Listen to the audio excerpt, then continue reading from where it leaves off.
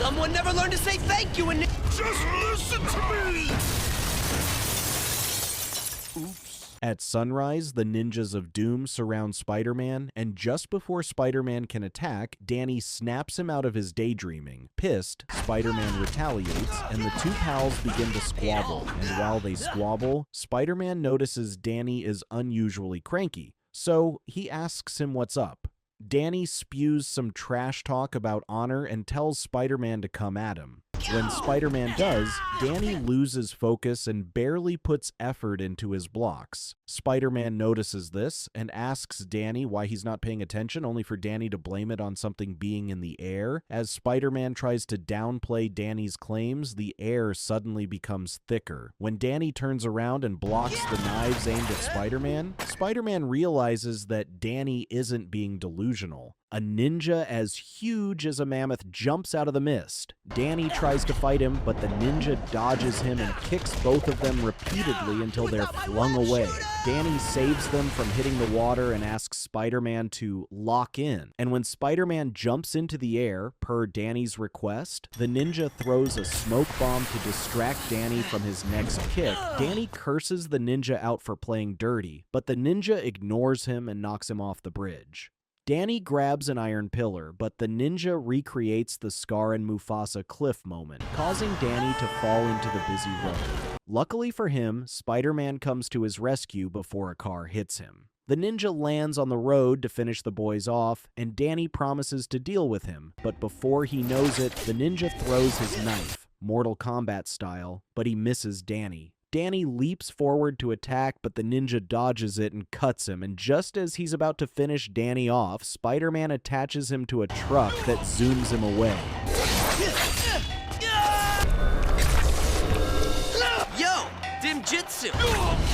While Danny gathers himself, an old geezer calls out to him. Feeling confused, Spider-Man tries to get an explanation, but Danny keeps things vague, bids him goodbye, and enters a strange vehicle. Spider-Man follows the moving car until he sees the weird people usher Danny into a branded jet that rings a bell. He recalls Danny wearing the jet's branded t-shirt and leaps on the jet wing to follow them. When the jet gets to an icy town, a ninja spots Spider-Man and attacks him. Spider-Man tries to play it cool, but the ninja doesn't listen. He throws blows and kicks, urging Spider-Man to retaliate. And lucky for Spider-Man, Danny comes to his aid and wards the ninja off. After referring to the ninja as his brother in faith, Danny prepares to fight. But just before they actually do, the old geezer from before grabs the ninja's blade with two fingers and pulls him away. He refers to the ninja as Scorpion, scolds him for his actions, and ushers Danny and Spider-Man into an ice village. In the Ice Village temple, while Danny is showing Spider-Man around, Doctor Strange casually passes by and Spider-Man tries to make sense of the situation, but Danny mentions something about channeling his waywardness into some mystical kingship purpose. He explains how he got his powers from a dragon before adding that the monks granted him a year to prepare for his journey as king. Danny chips in that during that 1 year, he gained a thing or two from Spider-Man and the others, contrary to the monks' beliefs that the outside world is filth-ridden. Just as Danny continues talking about the monks and his journey to the throne, the venom from the ninja's cut suddenly creeps up his neck. Danny collapses, and while he tries to tell Spider-Man that Scorpion also wants the throne, he realizes Scorpion's venom has blinded him. Soon, the old geezer and his fellow monks get to know Danny's state, and Scorpion conveniently points out that if Danny wants to compete for the throne, he will have to get a stand-in. A troop of ninjas rushes in, waiting to be picked, but Danny surprises Scorpion by choosing Spider-Man. And despite Scorpion's outburst of disagreement, the monks agree to Danny's pick. At the competition, after soaking in the chants, Scorpion curses out Spider-Man for showing up in a Spider-Man costume to the sacred match, but Spider-Man is quick to point out that nobody else is complaining about it. The old geezer calls the beginning of the match, and Spider-Man and his competitor speed away. At the beginning of the first race, Superman one-ups Scorpion, and just when he starts to feel the thrill of the competition, Danny's warning about patience flashes through his mind, and he finds himself stuck in quicksand. Scorpion seizes the opportunity to run past him, while Spider-Man struggles to pull himself out of the quicksand. Up ahead, Scorpion notices Spider-Man is approaching, so he laces his weapon and plans an ambush. When Spider-Man gets to a wooden trap, Scorpion bursts out to attack. Scorpion tries to hit Spider-Man with his laced blade, but Spider-Man catches it. Annoyed at his miss, Scorpion tries to knock Spider-Man down with his signature move, but unfortunately for him, Spider-Man clocks a pattern. Right before Spider-Man can act on his discovery, a snake traps him, and while he's struggling to free himself, he recalls Danny teaching about patience and practices it. True to Danny's word, the snake frees him, and Spider-Man leaps into the sky to deliver a knuckle sandwich to Scorpion. After recovering from the blow, Scorpion rushes Spider-Man with punches. He sees the finish line and runs into it.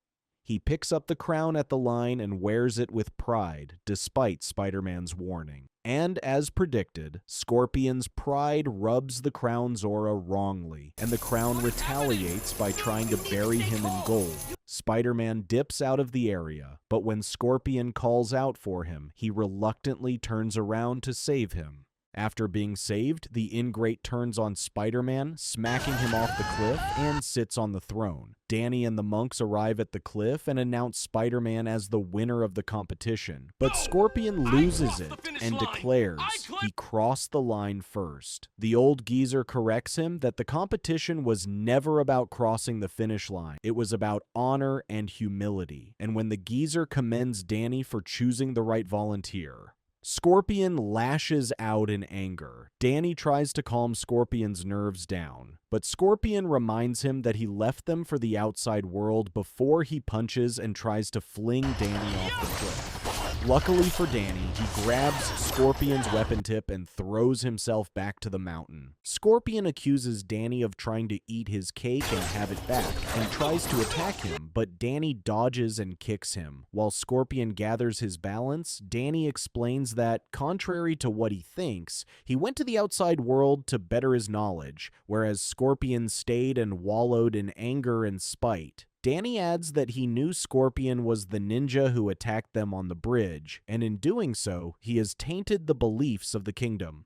Scorpion attacks Danny to shun him from spilling more truths, but Danny blocks him, unlocks his second Iron Fist, and reclaims his victory against Scorpion.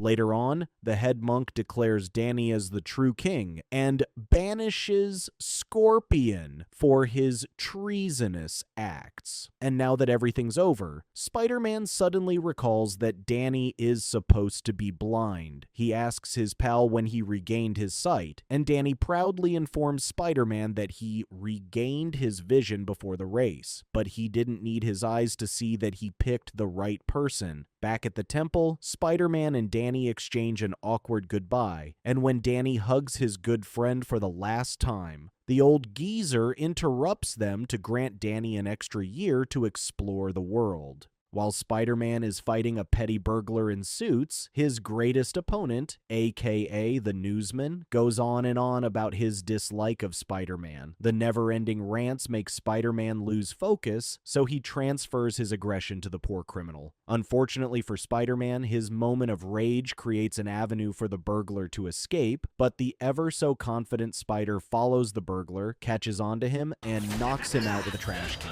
When a near-death citizen curses Spider-Man out for ruining the city, the burglar tries to mock Spider-Man, but Spider-Man shuts him up with his web. Frustrated, Spider-Man rings Baldy to ask him to caution the newsman, but just as Baldy turns him down sarcastically, a juicy tomato lands in his face. Spider-Man flings his web to get away from the angry ingrates, but he ends up smashing into his biggest nightmare's face. At the Avengers HQ, when Nick Fury mentions his plan to swap the Hulk's brain with Mesmeros to make him smarter, Spider-Man warns him that his plan can easily backfire. Phil Coulson assures him that they've taken proper security measures and ushers the visitors into the research lab. In the lab, Spider-Man tries to convince Nick Fury against his plans, but Hulk walks into the room to tell Spider-Man that he consents to the idea. Despite Hulk's approval, Spider-Man suspects things will go south, but he helps him gear up anyway. The researchers place Mesmero in front of the Hulk and begin the experiment. Mesmero's brain begins transferring waves to Hulk's brain, and just as Spider-Man had predicted, a malfunction arises.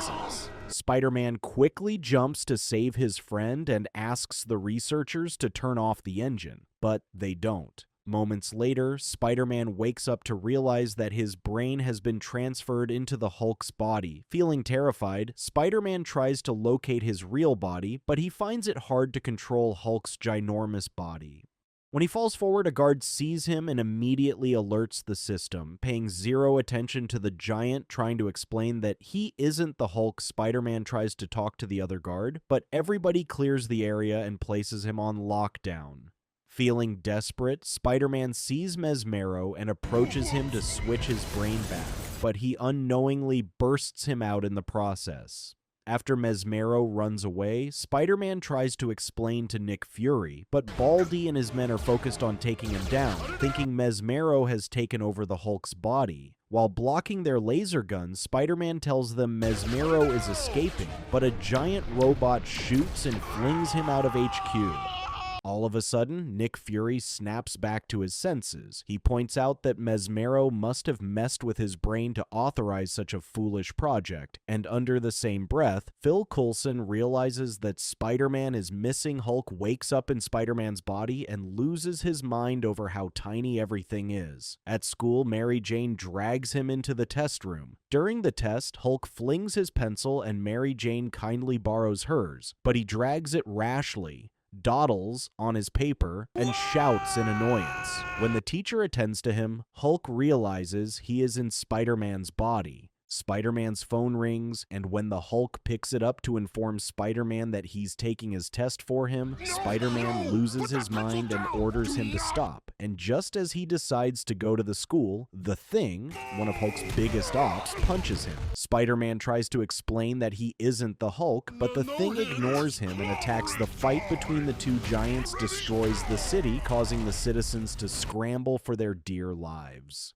Spider-Man grabs a phone from a rando, but his heavy fist smashes it. He sees a payphone in front, and just before grabbing it, an old lolly steals it for a coupon call. The Thing catches up with Spider-Man and tries to hit him, but Spider-Man lands a blow that sends him flying streets away. The cheapskate lolly finally frees the phone, and Spider-Man grabs it to call Ava to explain that his body has been switched. Acting on the update, Ava drags Hulk to the hallway and explains that she's a friend before leading him to the roof. On the roof, she helps the Hulk into the Spider-Man suit while instructing him that the plan is to find Spider-Man, but the Hulk, who is only concerned that the uniform isn't purple, plays with the wrist web. He unknowingly attaches himself to a helicopter and waves Ava bye-bye. On the other hand, the Thing is trying to convince Spider-Man to up his game. He punches Spider-Man, and Spider-Man, forgetting he isn't tiny anymore, leaps onto a streetlight, only for it to collapse and make him burst a water pipe. As chance would have it, while spider-hating newsman reports the fight between the Hulk and the Thing, he spots Spider-Man hanging onto his helicopter and curses him out. Weirded out over not being in control of his body, Hulk crash lands into a car and asks Ava what to do next. Meanwhile, Spider-Man is losing his patience with the Thing, who is hitting him non-stop. The Thing feels his opponent rile up and is happy to finally go band for band with him. But after a few punches, Spider-Man realizes he needs to find Mesmero. On the flip side, Mesmero is spotted hypnotizing a poor cabman to drive him to the airport for free. Spider-Man smacks the Thing. Stop! Hey, you stop! and suddenly notices that the citizens are cursing him out. He realizes that the hate he gets is nothing compared to what the Hulk faces. The Hulk jumps on the Thing, piggyback style, and tries to fight him, but the Thing flings him. Spider-Man flings the Thing in retaliation and suddenly clocks that the Thing has thrown his body into the busy bridge. Funny enough, the Hulk lands in front of Mesmero's cab, and when the Thing also lands on the car, Mesmero comes out to inspect the commotion. Mesmero sees that he's been caught and quickly manipulates the Thing to destroy Spider-Man and the Hulk. On command, the Thing runs towards Spider-Man in the Hulk's body and smacks the living daylight out of him. Mesmero smiles in approval, and the Thing continues attacking him. The people on the bridge notice the Hulk's body is in danger and collectively hype up the person they assume is Spider-Man to save him. Forgetting he's now tiny, the Hulk leaps onto the Thing's back to smack him down, but his blow only infuriates the Thing to knock him high into the sky. When the Thing resumes focus on Spider-Man, Spider-Man grabs him and smashes him into the ground while trying to explain that Mesmero is messing with his brain. He knocks the Thing back into his senses, and Hulk conveniently arrives after everyone realizes Mesmero is the real enemy. Seeing that his tricks have been overturned, Mesmero manipulates the citizens to attack, but Spider-Man grabs the Hulk's tiny hands, shoots a web, and holds them down. Mesmero tries to hide, but Spider-Man finds him and orders him to change them back.